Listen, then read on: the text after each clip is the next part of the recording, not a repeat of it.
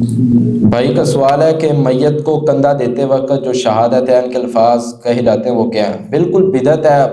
معلوم ہے آپ کو کہ اس کے اوپر پیغمبر کی مہر نہیں ہے۔ صحابہ بیان کرتے ہیں کہ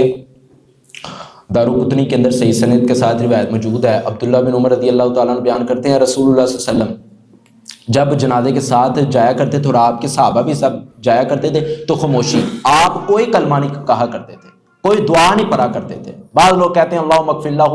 پڑھ لیا کرو، ثابت ہے حدیث ہے، بھائی نہیں، جب آپ تکبیر میں شامل ہوں گے تب پڑھیں گے۔ جنازے کے ساتھ آپ نے خاموشی اختیار کرنی ہے، کوئی دعا نہیں پڑھنی، کیونکہ حدیث بھی ہے رسول اللہ صلی اللہ علیہ وسلم نے فرمایا من عمل عملا لیس علیہ امرنا فہو رد، دوسری روایت کے الفاظ من احدث فی امرنا ھذا ما لیس منہ فہو رد، جس کام کے اوپر، جس عمل کے اوپر پیارے پیغمبر کی مہر نہیں ہے، وہ عمل چاہے احد پہاڑ جتنا اچھا کیوں نہ ہو تو وہ عمل اللہ کے ہاں مردود ہو جاتا ہے، وہ ناقابل قبول ہی سمجھا جائے گا۔